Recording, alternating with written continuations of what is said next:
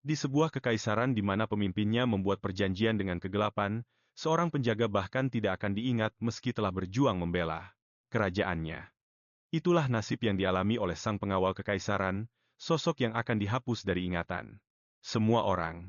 Di detik-detik terakhir hidup Kane, pemimpin pemberontak bernama Alo Reston menatapnya tajam di tengah kekacauan. Alo bahkan tidak habis pikir kenapa Kane memilih jalan ini. Dengan pedang yang tertancap di dadanya, Kane melihat kilasan hidupnya berputar kembali. Terlahir sebagai yatim piatu, dia sudah hidup selama 28 tahun dengan membuat pilihannya sendiri.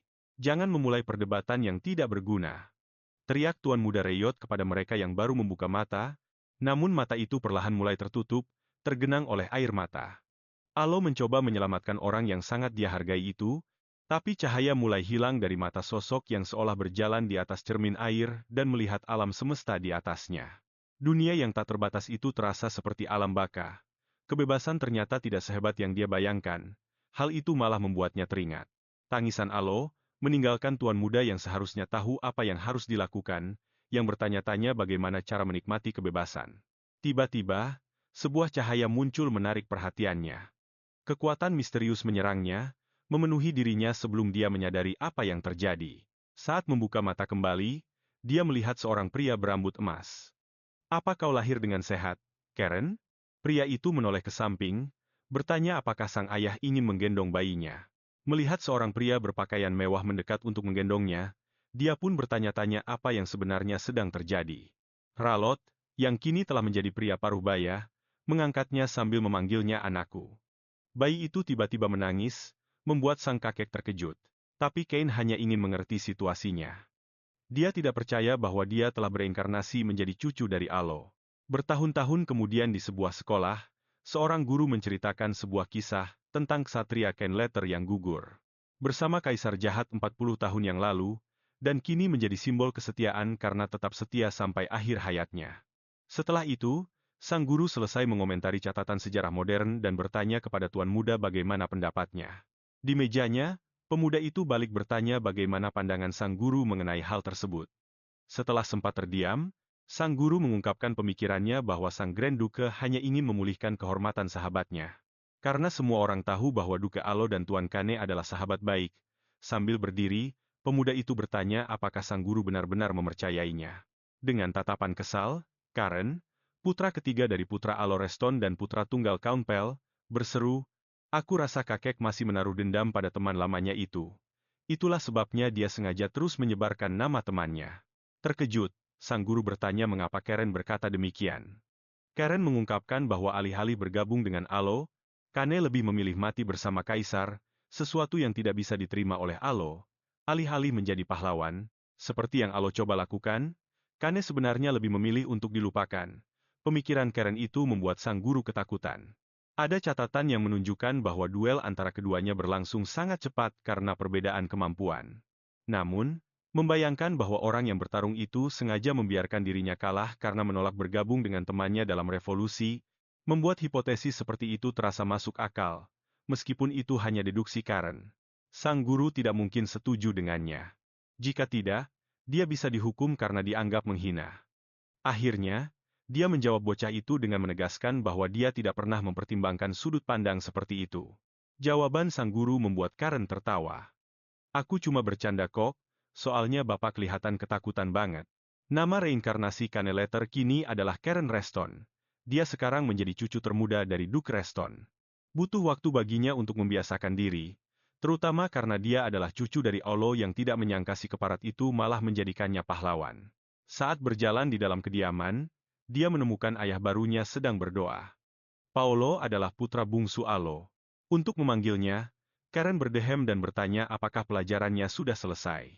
Setelah mengonfirmasi, Karen ingin tahu apakah ayahnya sedang berdoa lagi. Karen membayangkan Paolo sedang khawatir tentang upacara kebangkitan. Paolo meminta maaf, "Seperti yang kau tahu, tidak seperti kedua pamanmu, ayah tidak pernah memiliki kekuatan sihir. Itulah sebabnya ayah khawatir akan mewariskan tragedi seperti itu padamu." Sambil meletakkan tangannya di bahu Paolo, Karen menenangkannya. Dia ingat betapa hebatnya sosok ayahnya ini. Paolo terharu oleh kata-kata Karen dan langsung memeluknya. Dia tidak tahan untuk tidak mencubit pipi putra kesayangannya itu.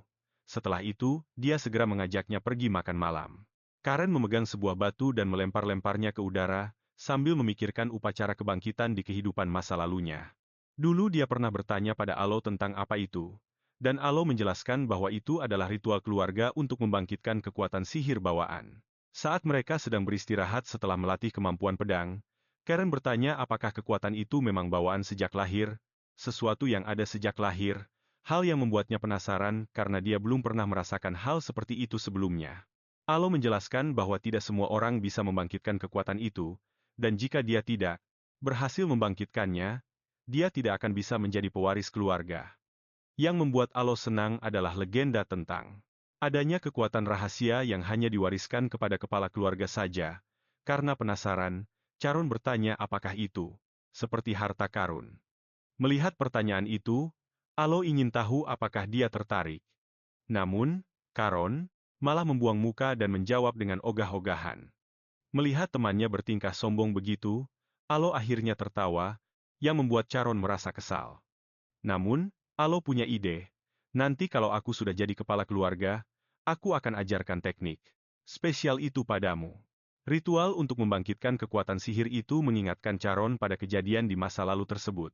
Namun, dengan menunjukkan kekuatan misteriusnya, dia meyakinkan Paulo bahwa sang ayah tidak perlu khawatir, karena kebangkitan sihirnya sebenarnya sudah dilakukan sejak bertahun-tahun yang lalu. Di kerajaan itu, terdapat sebuah bangunan besar yang sangat ramai.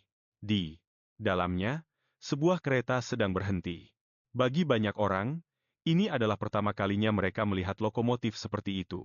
Ibu Charon memberitahu anak-anak itu bahwa banyak teknologi yang digunakan untuk membangun kereta tersebut diciptakan berkat dukungan dana dari Paolo. Meskipun Paolo merasa tersanjung, sang istri terus memujinya. Charon mengakui pencapaian ayahnya dan menunjukkan betapa bangganya dia.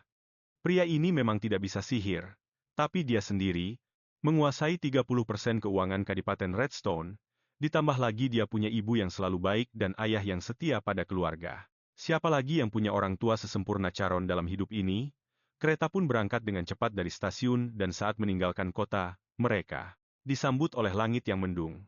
Charon menatap awan dari jendela dan menyadari sesuatu. Dia bisa melihat kediaman utama keluarga Redstone. Dia sedang menuju ke benteng besar Marble Blue. Dia tahu ada seseorang yang menunggunya di benteng itu. Alo Redstone, teman lamanya di kehidupan masa lalu, sedang tersenyum licik. Charon bergumam dalam hati, terus kenapa kalau kau membuatku jadi tokoh besar dalam sejarah? Tiba-tiba dia terbangun, terkejut oleh kekuatan yang seolah terpancar dari sekeliling putranya, hingga menampakkan tatapan jahat. Charon mengumpat dalam hati kepada Alo, aku pasti akan menjadi kebalikan dari apa yang kau inginkan. Akan kubuat semua upayamu sia-sia. Aku akan menjadi sampah paling menjijikan di Redstone. Charon menyuruh Alo menunggunya karena cucu paling brengsek di masa depan ini sudah semakin dekat. Kereta mendekati stasiun kaca. Saat turun, para penjaga dan kepala pelayan menyambut tuan muda. Ketiga, Paolo membalas salam Heinrich yang menjawab, semuanya baik-baik saja seperti biasanya. Sang protagonis mengamati para ksatria yang disebut ksatria gelombang laut itu. Dia menyadari bahwa dia sudah membangkitkan mana, sesuatu yang bahkan tidak disadari oleh para ksatria di wilayah keluarganya, hanya masalah. Waktu sebelum Alo mendengar kabar ini, meskipun bagi Charon itu tidak terlalu penting, Heinrich memandu jalan, membawa mereka menuju istana. Sesampainya di kediaman utama, seorang pelayan memberitahu Charon muda bahwa sang Count memintanya untuk menunggu. Sambil menyapa para tetua dan mengamati ruang tamu, Charon menyadari betapa luasnya tempat itu. Sambil melihat ke seluruh kota dari jendela, dia berpikir apakah dia harus pergi ke perpustakaan saja. Namun, saat itu juga, seseorang muncul di belakangnya sambil mengejek, perpustakaan, baru saja, sampai, kau benar-benar seperti rumor yang beredar. Dasar kutu buku, ya, pemuda di depannya. Raid Bailey, mengejek pamannya karena tidak bisa membangkitkan sihir, dan menyarankan seperti ayahnya agar Charon mencoba mencari uang di antara rakyat jelata saja. Ekspresi Charon menjadi gelap. Sepupunya itu mengeluarkan mana di tangannya dengan kesal. Kau mau berantem? Akan kutunjukkan padamu apa itu mana yang sebenarnya. Namun, hanya dengan tatapannya, Charon menekan sepupunya itu. Aku Tidak tahu kalau ada anjing liar tanpa majikan di rumah utama ini. Sepupu Charon merasakan tekanan. Mana yang sangat luar biasa. Kapan kau membangkitkan kekuatan sihir? Ayahku tidak pernah bilang soal ini. Sambil mengejek, Charon mengungkapkan bahwa ayahnya sendiri pun tidak tahu. Sepupu Charon terkejut mendengar bahwa mereka sedang dalam masalah. Sambil mengertakkan gigi dengan senyum sinis, Charon menunjuk dirinya sendiri. Kita tidak butuh dua anjing gila di sini. Biar aku saja yang mengambil peran itu. Jadi, kau diam saja. Paham? Sepupu Charon menjadi semakin ketakutan, apalagi melihatnya seperti sosok kegelapan yang tertawa terbahak-bahak. Saatnya diberi pelajaran, sepupu. Di ruangan lain, Heinrich menceritakan kepada semua orang tentang konfirmasi kebangkitan Charon yang diakui oleh para ksatria. Rafale, putra kedua keluarga itu, terkejut dengan informasi rahasia mengenai kebangkitan anak itu, lalu bertanya pada Paolo apa yang dia rencanakan. Dengan lesu, Paolo mengaku bahwa dia sendiri pun tidak tahu. Tale, putra pertama, meminta Raul untuk tidak perlu berspekulasi, karena wajar saja jika tidak ada yang menyadari kebangkitan kekuatan sihir putra mereka. Sambil mendengus, Rafael tidak melewatkan kesempatan untuk mengejek. Benar-benar menyedihkan. Tiba-tiba, seorang pelayan masuk ke ruangan sambil memanggil sang kepala pelayan dengan terburu-buru. Dia bahkan tidak tahu bagaimana menjelaskan situasinya, yang langsung menarik perhatian tiga bersaudara itu. Dia hanya mengucapkan beberapa patah kata. Perkataan itu membuat Rafael langsung berdiri. Pali, yang segera menyadari apa yang terjadi, menjadi pucat dan mencoba menegaskan bahwa pasti ada kesalahpahaman. Namun, Rafael melepaskan mana miliknya sambil berlari untuk memeriksa keadaan. Tatapannya penuh amarah. Dia menemukan putranya tidak sadarkan diri di sofa di depan Charon. Charon, saat melihat pamannya, membungkuk sedikit untuk memberi salam. Namun, Rafael justru mencengkeramnya. Bagaimana mungkin bocah kurang ajar, dan penuh permusuhan ini berani bertindak seperti itu? Saat Pali berlari membantu putranya, Charon menjawab dengan tenang, "Sepupu, Leo menghina ayahku. Jika itu terjadi pada ayahmu, apakah paman akan diam saja?" Karena kesal, Rafael berteriak bahwa Charon hanya bicara omong kosong. Pali mencoba menghentikan saudaranya, tapi tekanan mana Rafael begitu menyesakan. "Diam kau, Pali. Ini terjadi hanya karena kau tidak becus mendidiknya." Sebelum keadaan semakin memanas, kepala pelayan itu pun turun tangan. Dengan tenang, Henry memberitahu bahwa sang tuan besar keluarga akan datang sendiri untuk mengadili kejadian ini. Dengan tergesa-gesa, Pali mengambil putranya dari tangan Rafael, lalu menurunkan Charon ke lantai. Pali memastikan apakah dia baik-baik saja. Pada saat itu, sang kepala pelayan mulai mengarahkan semua orang menuju pintu keluar. Sambil mendesah, Pali memberitahu putranya bahwa dia juga harus ikut. Charon pun merasakannya, bertanya-tanya dalam hati bagaimana rasanya bertemu lagi dengan sosok itu setelah sekian lama. Matahari pun telah terbenam. Duduk di depan jendela, Alo menanyakan alasan di balik insiden tersebut. Begitu kalian sampai di benteng Laut Biru, kalian langsung berulah. Pali maju selangkah untuk menjelaskan, tapi Alo memotongnya. Aku tidak bertanya padamu. Aku ingin mendengar jawaban dari putramu. Karena aku tahu dia tidak akan melakukan hal yang merepotkan tanpa memikirkan konsekuensinya. Alo ingin tahu detail ceritanya. Melihat Alo bersikap murah hati dan ingin mendengarkan penjelasan. Sebelum memberi hukuman, Charon pun berbicara singkat. Sepupu Leo menghina ayahku. Merasa kesal, Rafael menyela. Katakan yang sejujurnya. Alo memukul meja dengan marah, memerintahkan putra keduanya itu untuk diam, dan memaksanya meminta maaf. Dia menegaskan bahwa dia bisa saja memanggil Leo untuk memastikan kebenaran ceritanya. Alo bertanya pada kepala pelayan apakah perawatan cucunya sudah selesai. Begitu kepala pelayan meninggalkan ruangan, Alo mengungkapkan bahwa itu bukanlah satu-satunya pertanyaan yang ingin dia ajukan. Mengetahui bahwa Alo ingin tahu sudah berapa lama dia membangkitkan kekuatannya, Charon mengaku bahwa itu sudah terjadi sejak 3 tahun yang lalu, yang tentu saja mengejutkan ayah dan paman-pamannya. Alo bertanya mengapa dia menyembunyikan fakta tentang kebangkitannya. Masih dengan sisa keterkejutan, Charon mengaku bahwa dia baru tahu kalau itu adalah kekuatan sihir setelah membaca sebuah buku yang menarik.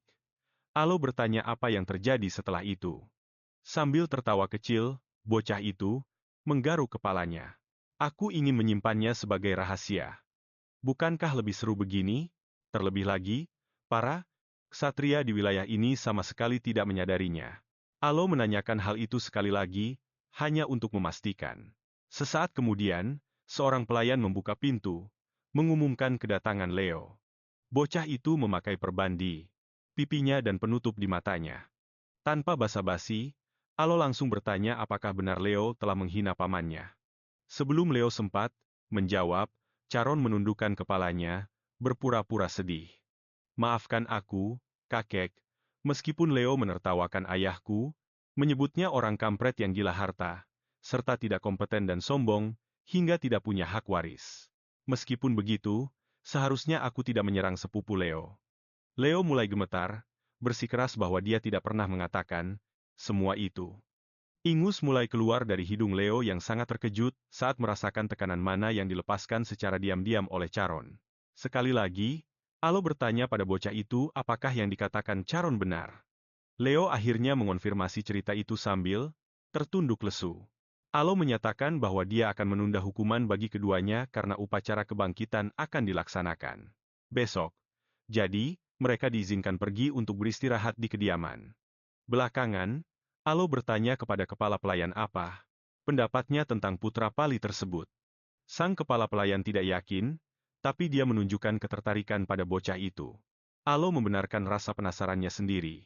Bukan hanya karena bocah itu telah membangkitkan kekuatannya sejak 3 tahun lalu, tapi dia juga menyembunyikannya dari semua orang. Yang paling membuat Alo terhibur adalah pertanyaan bocah itu mengenai tingkat kekuatan para ksatria di wilayah Pali, seolah-olah dia sedang menyindir kelalaian ayahnya dalam mengelola tanah tersebut. Sang kepala pelayan merasa tuannya terlalu banyak berpikir, tapi Alo yakin bahwa bocah itu memang berbeda dari anak-anak lainnya. Sambil menghabiskan minumannya, dia menanti apa yang akan terjadi esok hari. Saat berdiri, dia memikirkan apa yang akan terjadi besok. Penasaran apakah Charon akan menyelesaikan upacara kebangkitan dengan selamat dan kejutan apa lagi yang akan dia berikan. Akan didapatkannya. Rasa penasaran Halo pun kini sama besarnya dengan kegelapan malam. Di kejauhan, di dalam hutan yang mengelilingi kerajaan itu, tampak sesuatu bersinar terang layaknya cahaya rembulan. Di satu titik di tengah hutan, terdapat sebuah pilar kecil di mana sebongkah batu dengan simbol misterius bersinar di kegelapan malam. Keesokan harinya, sesuatu terjadi di dalam hutan tersebut. Rombongan dari keluarga Redstone mulai memasuki hutan karena mereka sedang menemani sang kakek, ayah, para paman, sepupu, hingga para sesepuh. Meski mereka semua sudah pensiun, aura kehebatan mereka masih terasa sangat kuat. Karena para paman dan sepupunya ikut serta, bisa dibayangkan kalau sesuatu yang sangat penting akan segera terjadi. Rombongan itu pun tiba di pilar tempat batu itu bersinar.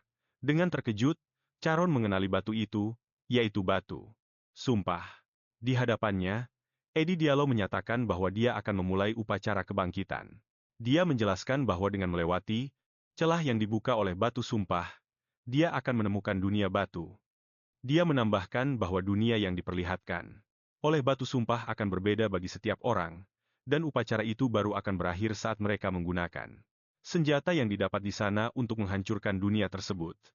Mendengar cerita itu, Charon hanya mengangguk pelan, Halo menatap Charon dengan penuh minat, lalu mengambil sebuah liontin dan mendekatkannya ke arah batu. Liontin dan batu tersebut saling beresonansi satu sama lain saat posisinya makin dekat.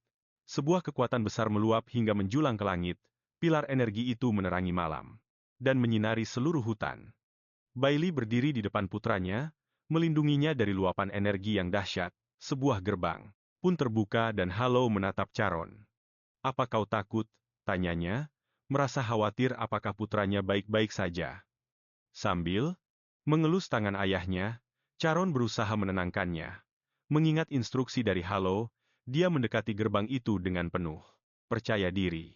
Ini bakal gampang, soalnya menghancurkan sesuatu memang sudah jadi pekerjaanku. Namun, sebelum pemuda itu masuk ke dalam gerbang, terdengar suara bisikan, taklukkan rasa takutmu. Charon yang bingung dengan nasihat itu pun melangkah melewati gerbang. Sang protagonis muncul kembali di dunia lain. Dia menatap kobaran api di hadapannya, mengenali istana yang terbakar hebat, di mana mayat-mayat para ksatria bergelimpangan di mana-mana. Charon berjalan menyusuri tempat itu sampai akhirnya dia mendongak. Kau adalah makhluk kegelapan. Sebuah suara bergema di telinganya. Darah yang mengalir di nadimu tidak boleh dicemari oleh makhluk rendahan.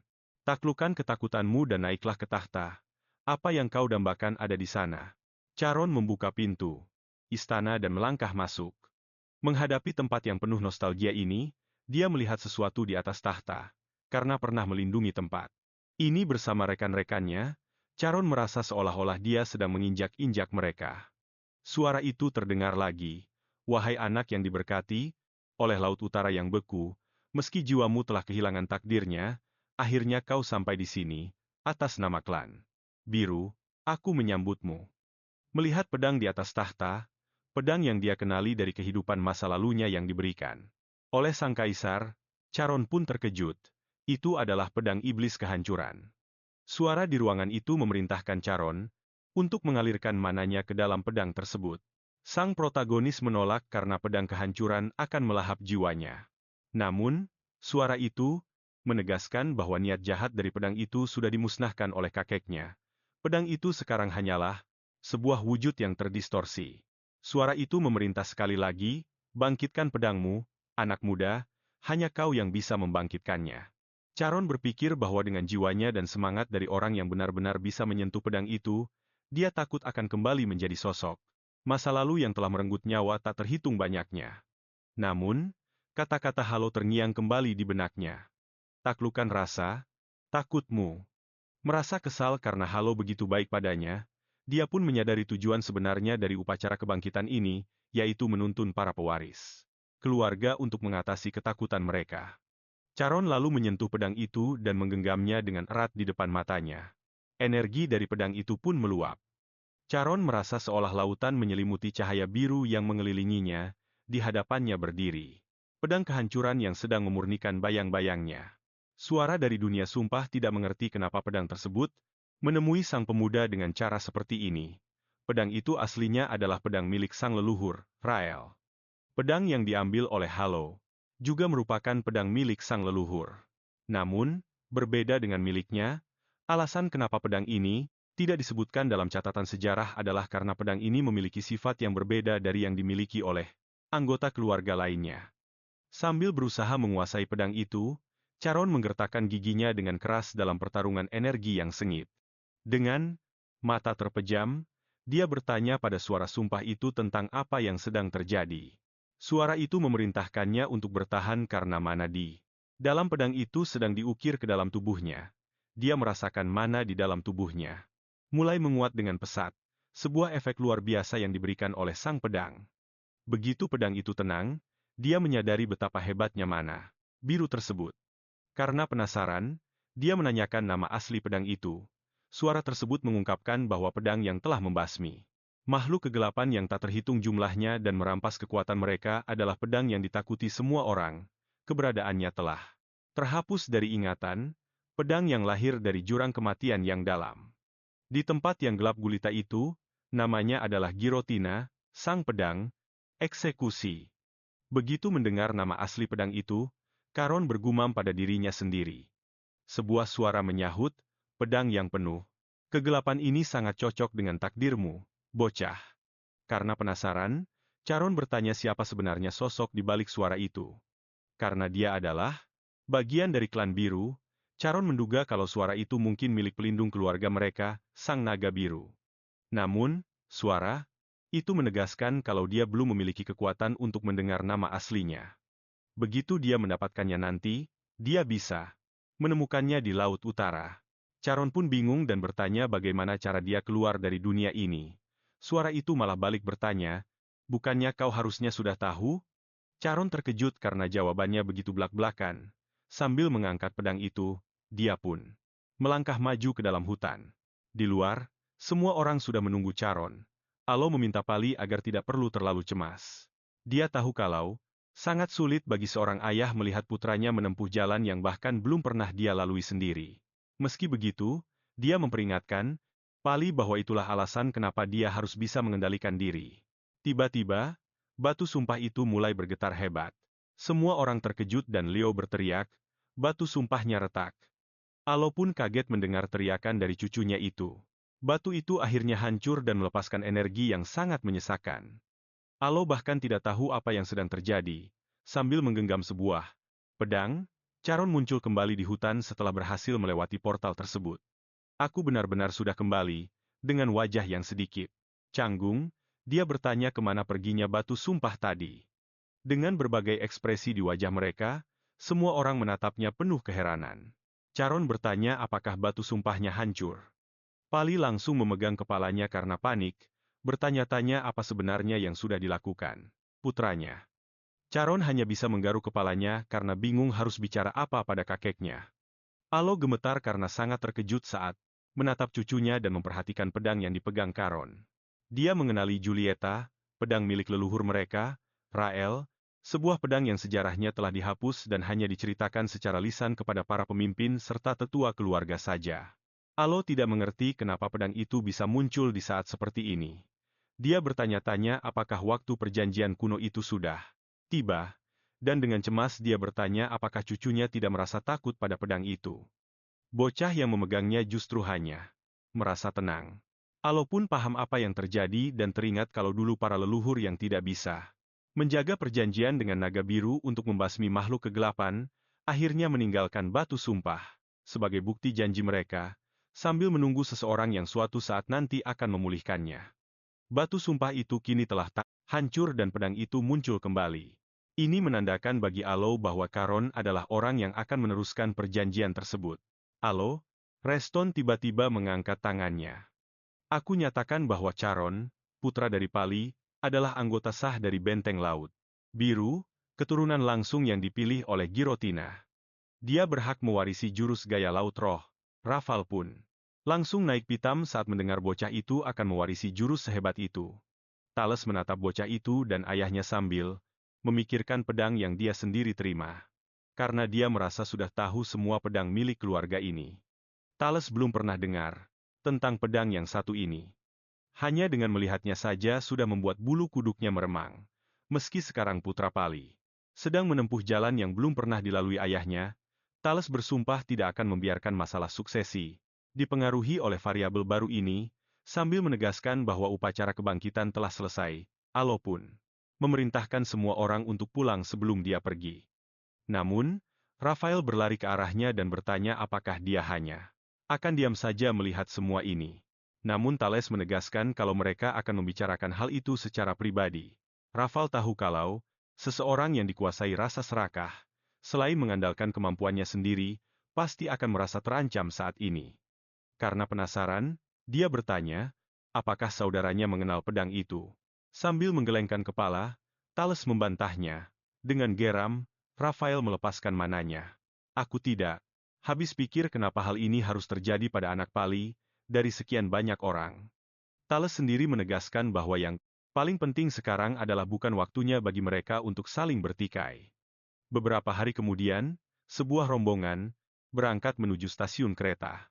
Namun Charon akan tetap tinggal, dan hal itu membuat ayahnya merasa khawatir. Sang pelayan pun bertanya, apakah ada tempat yang lebih aman daripada benteng Pali? Meski begitu, dia jauh lebih takut pada ancaman dari pihak internal.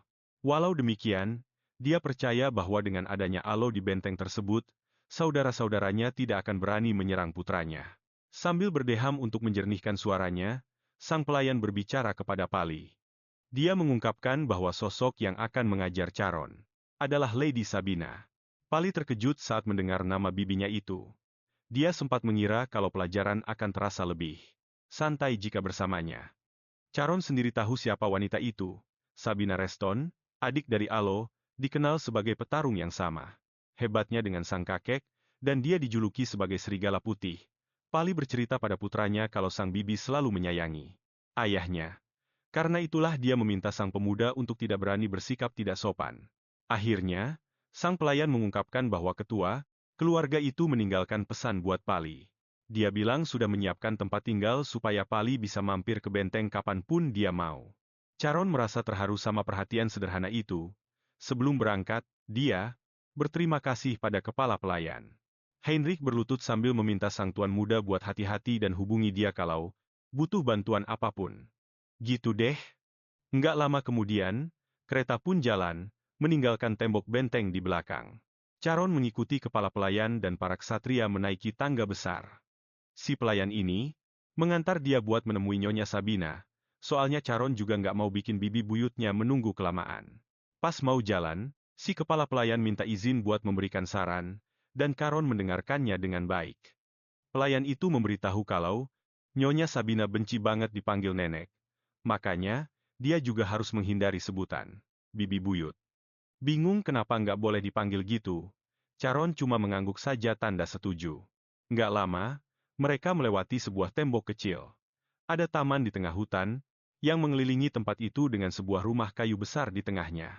Si pelayan bilang cuma keturunan, langsung keluarga yang boleh masuk ke kabin kultivasi hutan laut biru itu, dan memperingatkan kalau Nyonya Sabina ada di dalam kabin. Dia meminta Charon buat lanjut sendiri. Terakhir, Heinrich memberitahu kalau sepupu Charon, Tuan Muda Leo, juga ada di sana karena ayahnya sendiri yang meminta langsung kepada Nyonya Sabina. Si tokoh utama kita ini menjilat bibirnya sambil tersenyum nakal. Mikir mau seru-seruan, setelah pamitan sama pelayan dan para pengawal, dia lari ke arah kabin. Heinrich memperhatikannya sambil membetulkan kacamatanya. Dia bergumam pelan. Kalau akhirnya tempat ini bakal terasa hidup lagi setelah sekian lama. Pas sampai di pintu besar, Charon melihat mana biru yang meluap keluar dari celah-celah pintu. Dia diam dulu di depan pintu sampai mendengar sebuah teriakan. Ngapain kamu di luar? Nggak mau masuk? Charon pun membuka pintunya pelan-pelan sambil mengenalkan diri. Charon Restone, putra Pali, dia menyapa dengan penuh hormat. Charon kaget banget melihat apa yang ada di depannya. Perempuan yang duduk di sana kelihatan penasaran. Ada apa? Kaget ya lihat aku nggak kayak nenek-nenek tua yang kamu bayangkan? Charon Restone, anak Pali, cuma bisa diam melihat bibi buyutnya yang malah kelihatan kayak kakak perempuan yang cantik. Nggak menyangka kamu itu anaknya si kesayangan Pali, waktu memang cepat banget berlalu. Karena nggak percaya kalau Sabina sudah membangun ulang tubuhnya pakai kekuatan sihir, Charon sampai keceplosan, nggak mungkin, ini gila. Mana? Bisa kayak gitu? Dia benar-benar nggak percaya karena hal itu cuma bisa dilakukan oleh mereka yang sudah mencapai tingkat Satria 8 bintang. Begitu Charon masuk ke kabin, Sabina menyuruhnya duduk bersila. Dia disuruh duduk di samping Leo yang kaget melihat Charon. Sambil duduk di sebelah Leo, si tokoh utama kita. Bercanda, kayaknya kita sering banget ketemu ya. Kita bakal akrab nih, karena sudah mendengar suara. Bocah itu sebelum masuk kabin, Nyonya Sabina berkomentar kalau dia nggak pernah menyangka bakal mendengar julukan serigala putih dari mulut anak sekecil dia. Pas mendengar bocah itu bilang kalau dia baca itu di buku, Sabina jadi makin tertarik padanya. Sama kayak saudaranya yang penasaran, Charon bertanya apa yang kakek bilang soal dirinya. Sabina memberitahu kalau kakeknya bilang dia bakal suka pada Charon, dan itu terbukti pas melihatnya langsung. Leo sendiri sudah meminta bantuan Sabina karena suatu saat nanti dia ingin berlayar dan menguasai lautan luas. Permintaan untuk menjadi mercusuar bagi bocah itu masih teringat di kepalanya. Cuma dalam beberapa menit, dia sudah bisa merasakan potensi yang dimiliki bocah itu sangat luas seperti samudra lepas.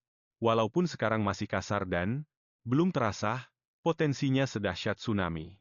Sabina nggak pernah menyangka bakal bertemu bocah menarik ini di usianya sekarang. Tapi mengurus keponakannya ini pasti bakal seru. Pas memulai pelajaran, Sabina bilang, kalau posisi duduk bersila itu paling penting buat dasar mana dan latihan mana, tapi latihan juga bisa dilakukan tanpa posisi itu. Setelah melewati tahap perkenalan, sambil berdiri di depan dia menunjukkan mana yang sangat kuat di tubuhnya sebagai demonstrasi.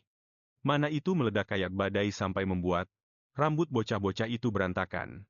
Charon menatap mana biru milik Sabina yang berkata, teknik dominasi laut itu tidak lain adalah cara untuk menguasainya. Dengan memakai mana biru, kalian bakal bisa menciptakan dan menggerakkan samudra di dalam tubuh kalian sendiri. Dia mengajarkan kalau mereka bisa membuat lebih banyak samudra, dan pas sampai ke tahap ke-8, berarti mereka sudah di tingkat 8 bintang. Di atas itu, ada tahap di mana 8 samudra itu menyatu jadi satu, yaitu tingkat 9 bintang. Sabina memberitahu kalau cuma ada 3 orang yang sampai ke level itu. Di seluruh benua ini, cuma ada satu orang di kekaisaran yang punya kemampuan sehebat itu. Charon pun kaget banget pas tahu kalau orang yang dimaksud ternyata adalah kakeknya sendiri. Begitu mendengar ucapan si bocah, Sabina langsung membenarkannya dengan tatapan mata yang serius. Di saat itulah Charon bersumpah kalau di kehidupan kali ini, dia bakal melampaui Leo. Nona Sabina bisa merasakan ambisi yang begitu kuat dalam diri Charon. Dia pun tersenyum misterius karena merasa keadaan jadi makin menarik sekarang. Di dalam gubuk itu, Sabina menyuruh mereka untuk mulai mengalirkan mana lewat jalur-jalur yang sudah terbuka setelah ritual kebangkitan tadi. Saat kedua bocah itu mulai mengalirkan mana ke seluruh tubuh, Sabina mengingatkan mereka supaya jangan pernah coba-coba mengendalikan kekuatan mana tersebut. Sebaliknya, mereka harus menerimanya pelan-pelan dengan mata tertutup. Charon mulai bisa merasakan gelombang mana yang mengalir deras di dalam tubuhnya. Dia mencoba memusatkan semua kekuatan itu ke jantungnya. Sabina yang sedari tadi mengawasi mereka pun dibuat terkejut bukan main. Dia hampir nggak percaya kalau mana yang dimiliki Charon itu adalah milik seseorang yang baru saja menyelesaikan ritual kebangkitan. Padahal Leo saja yang sudah belajar teknik pengendalian mana sejak 2 tahun lalu, levelnya baru sampai di bintang 2. Tapi sebaliknya, Charon malah bisa membentuk 8 jalur mananya sendiri tanpa perlu diajari siapapun. Charon sedikit mengernyitkan dahi karena menahan rasa sakit yang menjalar di sekujur tubuhnya yang babak belur. Sabina melihat bocah itu tiba-tiba menghentikan latihannya. Dia kaget karena Charon ternyata sudah bisa mengatur ritme latihannya sendiri. Hal itu benar-benar di luar dugaan. Tapi tiba-tiba, Sabina menyadari sesuatu. Leo sudah jatuh tersungkur di lantai. Sabina langsung berlari untuk menolong keponakannya itu. Dia baru sadar kalau Leo nggak seharusnya memaksakan diri menggerakkan mana melebihi batas kemampuannya. Sabina merasa bersalah karena terlalu fokus pada Charon sampai lupa dengan keadaan sekitar. Dia lupa kalau mereka berdua itu sebenarnya masih anak-anak. Meski Sabina ada di sana untuk melindungi mereka, Charon malah mengejek sambil berbisik, sepupu yang payah. Sabina nggak bisa berhenti membandingkan kedua bocah itu. Yang satu memaksakan diri sampai terluka, sedangkan yang satunya lagi sangat paham akan batas kemampuannya. Kemampuan Charon dalam memahami batas dirinya membuat Sabina berpikir keras. Apa bocah ini memang benar-benar butuh seorang pembimbing? Setelah memikirkan sesuatu, Sabina memanggil Charon dan berkata, "Aku akan menjamin keselamatanmu selama 3 tahun ke depan. Selama 3 tahun ini, fokuslah untuk melatih kekuatanmu supaya bisa melindungi dirimu sendiri." Charon yang kaget mendengar saran itu pun hanya bisa mengangguk pelan. Di sebuah lapangan latihan, terlihat banyak murid yang sedang berlatih pedang. Di depan mereka, ada seseorang yang memberikan komando dengan tegas. "Jangan lengah. Ayunkan pedang kalian seolah-olah ini pertarungan hidup dan mati." Teriak sang komandan sebelum dia menyadari ada seseorang yang datang. Leo berjalan di samping Charon sambil bertanya, apa dia beneran mau pakai pedang yang baru didapatnya itu buat latihan bareng. Dengan nada kesal, Charon balik bertanya pada Leo, apa dia nggak suka kalau Charon membawa pedang pemberian kakeknya itu. Belum sempat mereka lanjut berdebat, sang komandan sudah mendekat dan menyambut kedua pemuda tersebut. Tuan Zeras Winterguard, sang komandan dari pasukan Ksatria Serigala Utara, memperkenalkan dirinya. Dia bilang kalau dialah yang akan bertanggung jawab atas latihan Charon, dan dia merasa sangat senang bisa berkenalan dengannya. Hanya dengan sekali lihat, Charon bisa tahu kalau Zeras adalah seorang master bintang 8, meskipun penampilannya kelihatan agak sangar. Zeras menegaskan kalau dia nggak bakal memperlakukan Charon sebagai cucu duke, sampai dia benar-benar diakui oleh para ksatria serigala biru. Charon sih nggak masalah, dia malah bilang kalau begini justru lebih nyaman. Mendengar jawaban bocah itu yang begitu rendah hati. Dan karena Zeras tahu sudah jadi tradisi di keluarga Restone untuk mendapatkan rasa hormat lewat kemampuan murni. Zeras merasa reaksi Charon sangat menarik, soalnya biasanya orang-orang di posisi dia bakal terang-terangan menunjukkan rasa nggak suka. Pandangan Zeras akhirnya beralih ke Leo, salah satu orang picik itu, tapi kemudian dia kembali hanya memperhatikan Charon. Zeras bertanya-tanya dalam hati, apa calon penerus yang asli akhirnya sudah muncul. Dia merasa ada satu orang lagi yang mulai percaya padanya sebagai calon kepala keluarga. Charon tersenyum licik. Senyumannya itu benar-benar bikin Zeras ketakutan, begitu juga dengan Leo yang sudah pernah merasakan amukannya. Sambil gemetaran, Zeras bergumam dalam hati. Apa mungkin sekarang muncul orang yang lebih parah? Apa bocah ini lebih nakal daripada Leo? 3 tahun berlalu dengan sangat cepat. Di kediaman Tuan Halo, dia dan saudara perempuannya sedang asyik menikmati teh hijau. Meskipun Halo lebih suka kalau Sabina enggak meminum alkohol miliknya, Sabina enggak mau dengar omongan yang enggak tahu terima kasih seperti itu. Dia sudah menghabiskan waktu 3 tahun buat mengajar cucu Halo. Sambil meneguk alkohol, Halo bertanya bagaimana kesan Sabina terhadap bocah itu. Sabina cuma punya satu kata buat menggambarkannya, monster. Halo pun berkomentar kalau adiknya itu berani sekali mengatai cucunya sendiri sebagai monster. Tapi bagi Sabina, menyebut Karon sebagai jenius pun malah terasa seperti sebuah hinaan. Halo kemudian menoleh ke arah sang instruktur. Dia bertanya apa instruktur itu punya pemikiran yang sama. Kaget dengan pertanyaan itu, Zeras menegaskan kalau dia setuju dengan pendapat Sabina dalam segala hal. Mulai dari kemampuan fisik, bakat alami, sikapnya saat latihan, sampai keberanian yang dia miliki.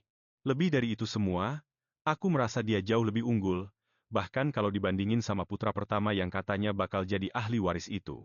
Lebih dari itu semua, aku merasa dia jauh lebih unggul, bahkan kalau dibandingin sama putra pertama yang digadang-gadang jadi ahli waris keluarga. Menjadi seorang jenius. Dengan terkejut, Alo bertanya apakah Zeras sedang membandingkannya dengan Hugo, putra pertama dari keluarga Tale. Seseorang berkata, bahwa dia adalah yang terbaik di seluruh kekaisaran. Zeras membenarkan pikirannya. Di sampingnya, Sabina bercanda. Ini akan menjadi masalah bagi keluarga jika tidak menangani situasi ini dengan benar, bukan? Kakak Alo tidak mengerti apa yang sedang dia bicarakan, tapi Sabina menjelaskannya. Coba pikirkan pengaruh yang akan dimiliki Caron dalam garis suksesi. Apa artinya? Caron bagi anak-anaknya nanti? Alo bertanya-tanya apakah Sabina bermaksud mengatakan bahwa anak-anaknya sendiri akan menjadi ancaman bagi keponakannya sendiri. Melihat kakaknya menuangkan minuman lagi, Sabina bertanya apa yang akan terjadi jika bakat Caron diketahui oleh seluruh kekaisaran. Pandangannya adalah hal itu akan memengaruhi keputusan tentang siapa yang seharusnya menjadi penerus. Mendengar kata-kata adiknya, Alo merasa cemas. Mengalihkan pembicaraan, Sabina bertanya, "Sekarang setelah batu sumpah itu hancur, apakah ini akhir dari keluarga kita? Jumlah binatang sihir yang menyeberangi Laut Utara telah meningkat." Alo segera menyuruhnya untuk tidak bicara sembarangan dan mengingatkannya bahwa siapapun yang menghancurkan batu itu akan menciptakan yang baru. Itulah pesan yang diwariskan dari generasi ke generasi, sejak pembuatan batu sumpah pertama, berabad-abad yang lalu. Namun, ini adalah pertama kalinya Sabina mendengarnya, karena ramalan itu hanya diturunkan di antara para kepala keluarga saja. Menghadapi era baru yang semakin dekat, Sabina berkomentar, "Sepertinya pundak si kecil yang manis itu akan menjadi semakin berat ya?" Dia bertanya kapan Alo akan membicarakan hal ini pada Karon. Sang pemimpin masih menunggu waktu yang tepat, di kediaman lain, sebuah surat datang untuk Pali. "Ayah, apa kabar? Aku ingin minta maaf karena tidak bisa mengunjungimu selama aku menjalani pelatihan. Cuaca mulai mendingin, jadi tolong pakailah pakaian yang hangat. Baru-baru ini, aku sudah menguasai jurus keempat gaya Rael dan bentuk keempat ilmu pedang Rael dan Rang, seperti yang ayah perintahkan. Aku juga berusaha sebaik mungkin untuk rukun dengan yang lain. Aku memberikan perhatian khusus pada sepupuku, Leo. Terakhir, Karon meminta bantuan dalam surat itu. Uang sakuku sudah habis. Bisakah ayah mengirimkan sedikit lebih banyak uang?" Sambil tersenyum malu. Pali selesai membaca surat dari putranya, sambil menyimpan surat itu, dia berkomentar pada Heinrich betapa cemasnya dia saat meninggalkan putranya di benteng Laut Biru 3 tahun lalu. Dia terkejut melihat betapa cepatnya Caron beradaptasi. Heinrich pun menimpali bahwa benteng itu tidak lagi sunyi berkat kehadiran para anak muda. Sambil menghela napas, Pali teringat sudah berkali-kali menasihati putranya bahwa tidak baik untuk terlalu mencolok. Namun bagi sang kepala pelayan, sebuah permata akan selalu bersinar. Mengalihkan pembicaraan, Heinrich mengungkapkan bahwa situasi mungkin akan berubah mulai sekarang. Informasi tentang Caron bisa saja mulai bocor. Dengan khawatir, Pali bertanya apakah Caron akan segera ditugaskan dalam sebuah misi. Heinrich membenarkannya, seraya memberitahu bahwa Caron akan mendampingi pasukan Serigala Biru. Ada satu hal yang dia cemaskan, yaitu fakta bahwa saudara-saudaranya tidak suka jika pengaruh Caron semakin besar di benteng. Mengenai hal itu, sang kepala pelayan hanya bisa mengatakan satu hal. Nyonya Sabina sangat menyukai tuan muda Caron. Pali merasa itu wajar saja karena Caron adalah keponakannya. Dia teringat bagaimana Caron menceritakan tentang tantenya itu dalam surat-surat selama 3 tahun terakhir. Namun setelah mendengar penjelasan Heinrich, dia merasa lebih tenang. Dengan puas, dia berpikir bahwa uang saku yang dikirimnya setiap bulan telah digunakan dengan baik, melihat bagaimana Caron bahkan bisa bercanda. Heinrich pun tampak tenang, tapi sebuah kekhawatiran baru muncul di benak Pali saat teringat bahwa Sabina juga akan meninggalkan benteng. Namun, Heinrich menenangkannya. Tuan Muda Caron telah menjalin ikatan yang kuat dengan para ksatria gelombang biru di benteng Marazul. Meskipun itu gelar yang tidak resmi, para ksatria sampai-sampai memberikan sebuah julukan kepada pemuda itu sambil tersenyum lebar. Pali berkomentar bahwa dia sudah pernah mendengar julukan itu sebelumnya. Si anjing gila kecil, dari benteng Marazul. Di sebuah daerah terpencil, pembangunan terus berlanjut hingga sore hari. Di dekat tempat itu, seorang pria sedang berlatih dengan pedang kayu. Saat menghadapinya, Caron akhirnya mematahkan pedang kayunya, karena tekanan yang terus-menerus. Pria itu mundur dengan langkah berat, mengakui kekalahannya. Namun, Caron malah menegurnya. Bagaimana bisa kau cuma membelokkan arah pedangmu dan menahan serangannya begitu saja, Hans? Apa kau tidak ingat, kalau pedang rang itu tidak berguna jika hanya dikuasai setengah-setengah? Kau harus melawan kekuatan itu dengan kekuatan murni. Orang dewasa sepertimu tidak boleh selemah ini. Hans terus merasa kagum, hanya Caronlah satu-satunya orang yang bisa mengkritik kekuatannya meski sedang terluka. Bagi Caron, otot-otot Hans itu lembek seperti balon. Pemuda itu berkata jujur bahwa Hans memang lemah. Mengesampingkan hal itu, Hans mengaku merasa kewalahan saat menghadapinya tanpa sihir. Di tahun sebelumnya, situasinya sangatlah berbeda. Menghadapi semua ini, terungkap bahwa Caron mungkin akan segera ditunjuk untuk menjalankan sebuah misi. Hans mendengar kabar bahwa kali ini Sarceraslah yang akan menentukan misi-misi tersebut, alih-alih kepala keluarga di ibu kota. Meskipun Hans merasa khawatir jika pemuda itu dikirim ke wilayah di mana monster-monster sering muncul, Kero justru berteriak kegirangan kepada Leo. Kak, kamu sudah dengar belum? Kita bakal dikirim menjalankan misi. Namun, Leo sama sekali tidak ingin pergi ke misi yang sama dengan Kero. Karena merasa kesal, dia akhirnya kehilangan konsentrasi dan ditegur oleh pelatihnya. Kembali fokus pada tujuannya, Leo mencoba meyakinkan dirinya sendiri bahwa saat misi itu selesai nanti, orang tuanya pasti akan memujinya. Sementara itu di kediaman Pale, dia mengungkapkan alasan mengapa dia memanggil Heinrich, yaitu sepucuk surat yang dikirim oleh Caron. Dia memegang sebuah kantong kain kecil, lalu bertanya apakah kepala pelayan itu ingin melihat apa isinya. Saat Heinrich mengambil kantong tersebut, Pale menjelaskan asal-usulnya. Para pemeriksa wilayah telah menemukannya di dalam kereta seorang pedagang yang datang dari wilayah Baron Boss. Begitu kantong itu dibuka, sarung tangan sang kepala pelayan langsung berubah warna menjadi biru toska saat menyentuh serbuk di dalamnya. Pale membenarkan keterkejutan Heinrich. Ternyata di dalamnya terdapat obat-obatan terlarang. Mereka perlu menyelidiki wilayah Belos dengan menganalisis aroma dari zat tersebut. Heinrich pun mengangguk setuju. Tak lama kemudian, malam itu juga, kereta api tiba di ibu kota Benteng Biru. Seorang pria misterius turun dari kereta, sambil memandangi benteng dari kejauhan. Bulan purnama menerangi langit biru di atas benteng yang dikelilingi oleh hutan tersebut. Para penjaga terus melakukan patroli di sekitar benteng. Seorang pemuda dengan botol di tangannya tampak sedang bersembunyi dari para penjaga tersebut. Dia menyadari betapa sulitnya usaha yang dibutuhkan untuk mendapatkan whisky ini. Rasanya selalu mendebarkan setiap kali menggeledah koleksi milik keluarga Heiras. Meskipun dia telah bereinkarnasi, Caron tetap tidak bisa melupakan rasa minuman keras tersebut. Tiba-tiba, dia melihat wajah yang belum pernah dia lihat sebelumnya sedang menemani seorang pria melewati benteng. Pria itu menunjukkan raut wajah yang cemas. Adipati Reston memang sedang tidak ada di tempat. Ini adalah masalah yang sangat mendesak, tetapi pegawai yang menemaninya mengonfirmasi bahwa sang adipati telah pergi ke ibu kota. Pegawai itu terkejut melihat Caron yang kemudian bertanya hal apa yang membawa pria itu datang ke benteng selarut ini. Caron akhirnya tahu bahwa pria itu adalah Baron Ran dari keluarga Belos yang memiliki urusan yang sangat mendesak. Rohan menatap Caron sambil bertanya-tanya apakah dia adalah putra dari pangeran ketiga yang telah dikeluarkan dari garis suksesi. sambil mengingat nama pemuda itu dan fakta bahwa dia telah membangkitkan sihir yang berbeda dari ayahnya. Rohan Belos pun memperkenalkan diri. Charon menegaskan bahwa dia akan mendengarkan penjelasan Rohan. Hal ini membuat si pegawai heran karena dia pikir akan lebih baik jika mengirimnya ke komandan ksatria yang bertugas menjaga benteng. Hal yang paling membuat Ran merasa terganggu dengan situasi ini adalah fakta bahwa pemuda itu membawa sebotol minuman keras sambil teringat bagaimana seorang baron biasanya hanya akan mengirim seorang utusan, namun dia justru datang sendiri secara langsung ke benteng. Charon menduga bahwa masalahnya memang sangat mendesak.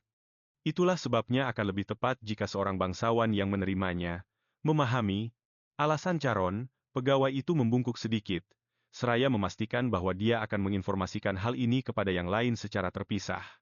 Menganalisis situasi tersebut membuat Rohan sadar bahwa anak laki-laki ini bukan sekadar pembuat masalah karena pertimbangan politiknya. Sangat mengesankan meskipun usianya masih sangat muda, terlepas dari botol minuman keras yang dibawanya, sambil masih bertanya-tanya apakah di keluarga Redstone anak semuda itu diizinkan minum. Rohan mengikuti Charon, keduanya pun berkumpul di sebuah ruang kerja di mana Charon mendengarkan ceritanya. Jadi singkatnya, masalahnya adalah sekelompok bandit telah menetap di pegunungan timur wilayah Baron. Benar begitu? Dan sejak kemunculan mereka, berbagai macam narkotika mulai beredar dan penduduk biasa menghilang karena dijual. Ran membenarkan cerita tersebut. Karena tanah di wilayah Baron itu miskin dan tidak memiliki spesialis yang mumpuni, dia tidak berhasil membentuk pasukan yang layak pada tahun lalu untuk menghadapi ancaman para bandit tersebut.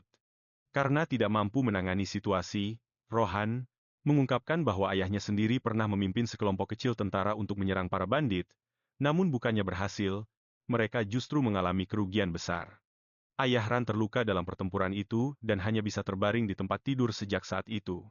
Dia menyalahkan dirinya sendiri karena merasa tidak kompeten. Tiba-tiba, Charon meletakkan botol minumannya di atas meja dan dengan suara yang berat, dia menggeram. Bajingan-bajingan itu pantas dilenyapkan dari kerajaan ini, dengan tenang. Charon menyatakan bahwa ada sesuatu yang tidak dia mengerti. Bahkan dengan kekuatan militer yang lemah sekalipun, seharusnya para bandit tidak akan mampu menghadapi pasukan biasa. Meski belum ada informasi yang pasti, Rohan mengungkapkan kecurigaannya bahwa mereka adalah para pembangkang dari kerajaan selatan, yang saat ini sedang dalam masa perang. Sang protagonis pun menganalisis situasinya. Karena tidak ada ruang di utara, maka hal itu terasa masuk akal. Pasukan yang melarikan diri selalu saja memicu kekacauan dimanapun mereka berada. Bagi Karan, teori kalau para bandit itu sebenarnya adalah tentara desertir terasa sangat masuk akal. Sambil mengalihkan pembicaraan, Karan memegang botol minuman keras. Cuaca sedang buruk, dan dia sangat ingin minum segelas. Sambil menuangkan isinya, Karan memberitahu Rohan kalau wilayah Baronet itu lokasinya dekat dengan kediaman ayahnya. Ini adalah situasi yang tidak bisa dia abaikan begitu saja. Mendengar pemuda itu ingin membantu secara pribadi, Rohan pun berterima kasih sambil menerima minumannya. Namun saat dia baru meneguknya sedikit, anak itu memberi peringatan. Minuman ini diambil diam-diam dari koleksi pribadi Tuan Zeras. Jadi, rahasia ini harus dijaga baik-baik. Rohan tersentak kaget saat Zeras tiba-tiba muncul di pintu. Bukankah kita sudah sepakat kalau kau tidak akan menyentuh minumanku lagi? Rohan pun langsung berdiri dan buru-buru minta maaf. Tapi untungnya Zeras tidak marah, karena Rohan memang tidak tahu dari mana asal minuman itu. Mengalihkan topik, Zeras membahas masalah bandit. Rohan membenarkan hal itu dan menjelaskan kalau itulah alasannya. Datang ke benteng untuk meminta bantuan pasukan. Sambil berpikir bagaimana cara membantu, Zeras melihat Karan yang sedang asyik minum dan langsung merampas gelas dari tangannya. Dia juga meminta maaf kepada sang baron atas ketidaksopanan tersebut. Zeras menenangkan baron dan menegaskan kalau benteng tidak akan pernah meninggalkan kawan lama yang sedang kesulitan. Hal itu membuat Rohan merasa lega. Zeras pun mengumumkan kalau dia akan segera menyiapkan pasukan untuk dikirim ke wilayah Baronet. Tepat saat Zeras sedang menjelaskan rencananya, Karan menyela, "Tuan Zeras, biarkan aku ikut pergi." Zeras awalnya ragu karena tidak ingin mengambil risiko. Namun, percakapan mereka berdua membuat Rohan terkejut, karena pemuda itu tampaknya baru berusia sekitar 13 tahun. Zeras mengakui kalau Karan sudah mencapai Ranah bintang ketiga dalam waktu 3 tahun, tapi dia mengingatkan kalau pertempuran sungguhan adalah dunia yang benar-benar berbeda. Dengan tatapan penuh sesal, Karan memperingatkan kalau terlalu protektif itu tidak baik. Tetap saja, Zeras tidak ingin mengirimnya bertarung melawan musuh yang jumlah, kekuatan, dan markasnya masih misterius. Mendengar itu, Karan bertanya, bagaimana kalau aku berikan penawaran yang tidak bisa Anda tolak? Roan pun jadi sangat penasaran. Keesokan harinya, Leo bingung kenapa dia dipanggil. Karan berusaha menyemangatinya karena ini adalah misi pertama mereka. Zeras merasa seperti baru saja dikelabui karena dia sendiri tidak paham bagaimana sampai bisa melibatkan Lady Sabina dalam situasi ini. Melihat Lady yang dia kagumi itu bersama keponakan-keponakannya yang manis, Zeras berpikir, kalau ini bisa jadi kesempatan bagus karena mereka punya pelindung yang sangat tangguh. Melihat bagaimana Lady Sabina setuju membiarkan Leo pergi menjalankan misi, Zeras yakin kalau sang Lady juga puas dengan hasil latihannya. Meski tahu kalau Lady Sabina si permaisuri putih yang akan memimpin, Roan tetap ragu apakah tidak apa-apa jika mereka hanya pergi dengan dua bocah itu. Dia takut harus bertanggung jawab jika terjadi sesuatu pada cucu-cucu Adipati Alo. Melihat kekhawatiran sang baron, Zeras berusaha menenangkannya. Dengan meyakinkan bahwa selama Lady Sabina menjaga mereka, tidak akan ada hal buruk yang terjadi. Mendengar ucapan Zeras, Sabina langsung mengoreksinya. Kecuali nyawa anak-anak ini benar-benar terancam, aku tidak berencana untuk ikut campur sedikit pun. Roan dan Belus pun terkejut. Leo sendiri merasa ketakutan mendengar ucapan Lady Sabina, padahal dia tahu kalau Sabina sangat mempercayainya. Zeras merasa keputusan itu terlalu berlebihan, namun Sabina mengungkapkan kalau ada alasan kuat. Kenapa dia tidak mau ikut campur? Sambil menghela napas, Zeras akhirnya mengangguk paham. Seiring berjalannya waktu, saat keberangkatan pun tiba, Zeras memerintahkan mereka untuk naik ke kereta. Leo tampak gemetaran karena merasa takut. Melihat kegugupan bocah itu, Sabina berusaha menenangkannya. Merasa gugup itu wajar, tapi anggaplah ini sebagai pembuktian kalau kerja kerasmu selama 3 tahun terakhir tidak sia-sia. Inilah kesempatanmu untuk diakui sebagai anggota Serigala Biru. Pemuda itu terkejut mendengar arahan Sabina, tapi dia merasa kalau sang lady sedang mengejeknya. Karan pun menyindir, kau masih butuh semangat dari orang lain, ya, Dick. Saat naik ke kereta, Karan menuntun sepupunya untuk mencari tempat duduk. Dengan kepala tertunduk, Leo merasakan tekanan yang besar. Momen untuk membuktikan kemampuannya sudah di depan mata. Stasiun mengumumkan kalau kereta sihir akan segera berangkat dari benteng menuju wilayah Baron Belos.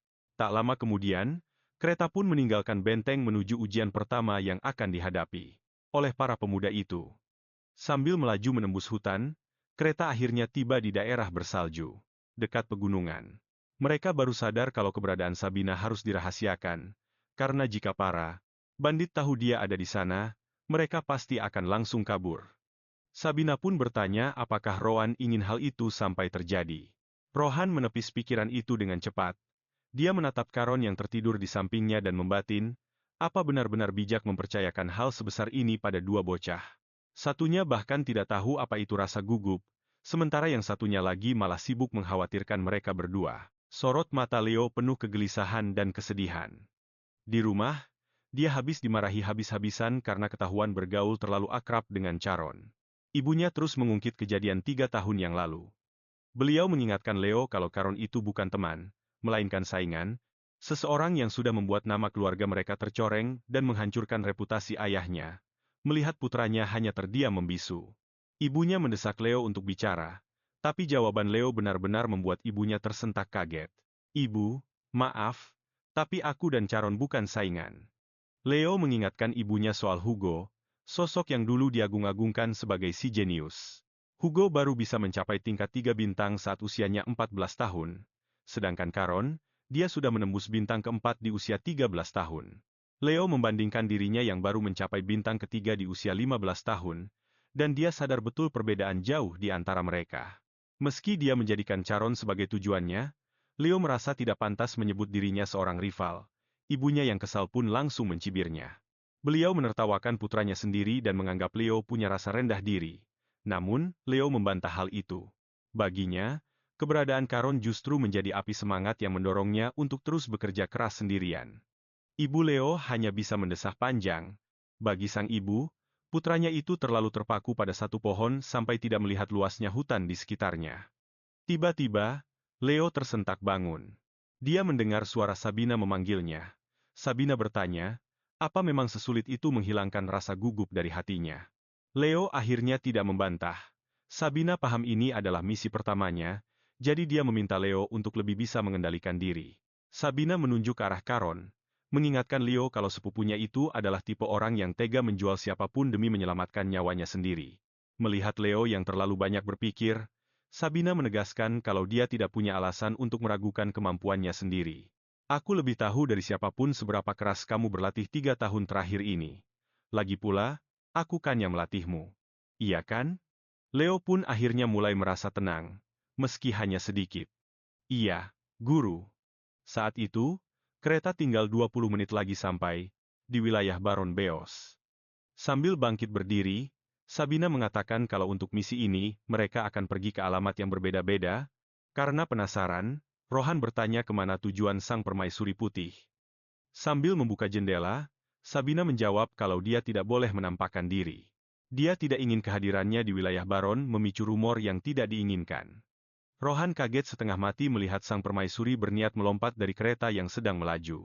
Sebelum melompat, Sabina memintanya untuk menyebut tindakan itu sebagai hukum Sabina, sambil mengingatkan kalau keponakan-keponakannya akan bersamanya. Sabina menyuruh Rohan agar jangan terlalu khawatir. Rohan dan Leo terbelalak tidak percaya saat Sabina benar-benar terjun bebas dari kereta. Mereka bergegas lari ke jendela, sementara Caron malah tertawa terbahak-bahak sambil menggertakkan gigi dalam keputusasaan. Rohan membatin, kenapa semua orang dari keluarga Redstone ini kayaknya pada gila semua. Di kediaman Beos, seorang pria terbatuk-batuk hebat dan memperlihatkan kondisinya kepada para pemuda keluarga Redstone itu. Dia menunjukkan kalau tubuhnya sedang dalam kondisi yang sangat buruk. Itulah sebabnya dia minta maaf karena tidak bisa menyambut mereka dengan layak. Caron memintanya untuk tidak khawatir dan mulai menanyakan kondisi luka-luka Lord Beos. Karena sudah melewati masa kritis, pria itu berterima kasih atas perhatian mereka. Sambil mengenang masa lalu, Baron Beos pun bercerita. Dia mengaku pernah bertemu Caron dan ayahnya 10 tahun yang lalu. Dia memuji betapa hebatnya anak-anak itu sekarang setelah tumbuh besar. Dia bilang kalau ayah mereka pasti sangat bangga. Mendengar pujian itu, Caron merasa canggung karena tidak tahu harus merespons apa. Sang Baron yang menyadari rasa tidak nyaman itu kemudian bertanya bagaimana sebaiknya dia memanggil Caron. Caron membalas dengan sopan agar Sang Baron memanggilnya sesuka hati. Menyadari kalau ini adalah misi pertama bagi pemuda itu. Sang Baron bertanya apakah benar di usia semuda ini dia sudah mencapai bintang keempat aliran Zerar. Caron pun mengiyakannya. Dia juga memberitahu kalau sepupunya sudah mencapai bintang ketiga. Meski baru mendengar detail tentang Leo, Sang Baron tetap memberikan pujian. Keluarga pusat pasti sangat mengandalkanmu sampai bersedia mengirimmu ke sini.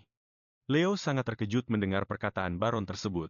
Sang Baron mengaku sebenarnya ragu untuk meminta anak seusia mereka menghadapi tugas seberat ini, tapi Caron langsung menyahut.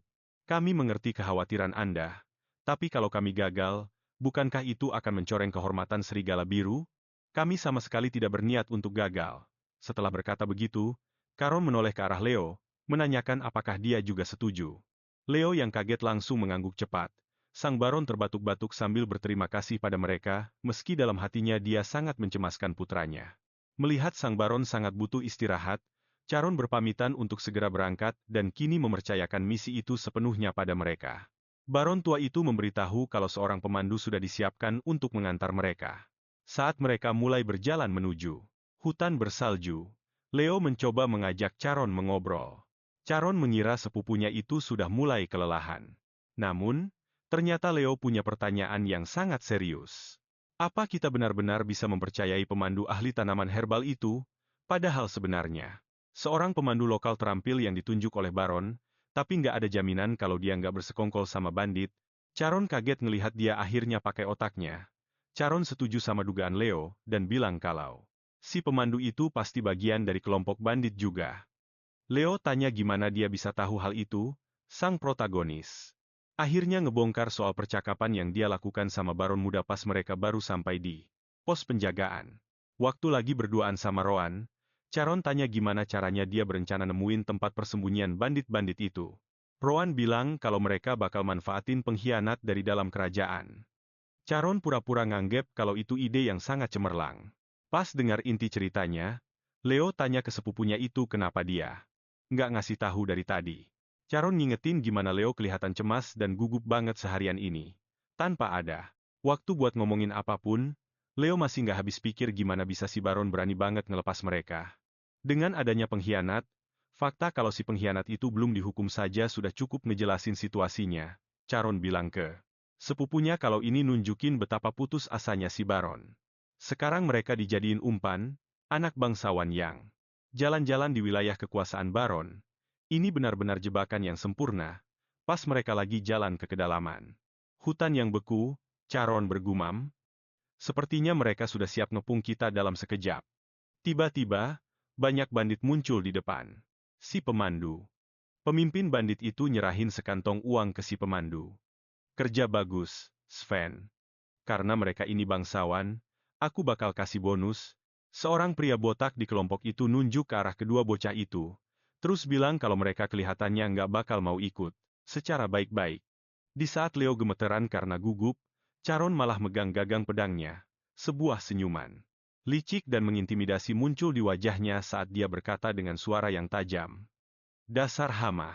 Berani-beraninya kalian nyebarin narkoba di wilayah ayahku, di daerah Baron Belos ini. Terdengar suara batuk yang cukup keras dari kediaman utama. Rowan tanya ke ayahnya apa dia baik-baik saja, dan si tua itu berusaha menenangkannya. Rowan ngasih segelas air ke ayahnya sambil nunggu dia minum. Si Baron muda tanya, "Ayah, apa ayah yakin dua putra duke itu bakal baik-baik saja?"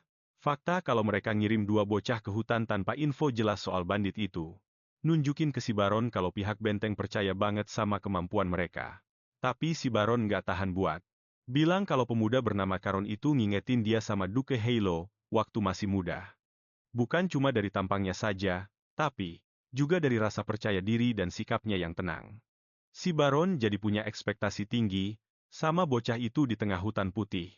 Karena salju, warna merah jadi kelihatan jelas. Pedang guillotine itu, diayunkan oleh Charon yang meluap dengan mana biru buat nebas musuh-musuhnya, benar-benar membuktikan namanya. Di tengah-tengah para bandit, Charon bertarung sendirian, ngabisin mereka semua cuma dengan satu serangan. Si pemandu pengkhianat, meski sudah tersungkur, masih sedikit sadar. Bagi dia, pemuda ini nggak bisa dianggap selain sebagai monster. Itu adalah pemikiran yang sama dengan yang ada di kepala Leo soal sepupunya itu. Si bandit botak gemertak gigi pas badannya kena cipratan darah merah, teman-temannya. Dia buru-buru ngasih tahu kaptennya kalau mereka harus balik dan lapor ke unit utama, tapi si kapten malah gemertak gigi dengan murka, matanya merah karena marah. Dia nggak sudi dikalahin sama bocah bau kencur. Kayak dia. Dia maju sambil mengayunkan kapaknya. Charon melihat musuh yang lebih kuat dari yang lain itu mendekat. Dengan cepat, si bandit ngangkat kedua kapaknya kayak berserker yang haus darah. Tapi, cuma dengan satu gerakan pedang. Charon berkata dengan santai, dia berisik banget, sih. Tebasan itu tepat mengenai tengah tubuh si bandit, yang langsung jatuh bertekuk. Lutut di depan Charon yang sedang bertarung. Tanpa sadar, Leo sudah mencabut pedangnya sendiri. Tapi, dia cuma bisa bengong karena urusannya sudah diselesaikan semua sama Charon. Charon memang sudah hebat. Tapi aura yang dikeluarin pedangnya kerasa menekan banget. Leo megang lehernya sendiri, ngerasa seolah-olah pedang itu mengincarnya. Bandit terakhir, si botak itu, langsung angkat tangan buat menyerah. Charon tanya, "Siapa namanya?" Hura buru-buru ngenalin diri dengan tatapan licik. Sang protagonis tanya apa Hura punya tali. Pria itu jawab dengan cepat sambil nyerahin talinya. Leo ngelihatin dengan bingung. Anehnya, yang diikat malah Charon dan Leo. Pas ngelihat tangan mereka diikat, Leo tanya ke Charon apa ini benar-benar perlu. Meski sudah diikat, dia heran kenapa Charon malah nyerahin senjata ke si bandit botak itu. Charon ngejelasin ke sepupunya kalau buat nemuin markas bandit, penyamaran mereka harus meyakinkan. Mereka nggak bisa cuma jalan-jalan sambil bawa pedang, nyerahin pedang ke Hura itu biar mereka kelihatan kayak tawanan pas lagi jalan. Charon teriak ke Hura. Dia tanya ke si botak itu, apa mereka itu desertir? Hura membenarkan, kami dulu dari Resimen ke-9, Batalion Pertama dari Kompi ketiga.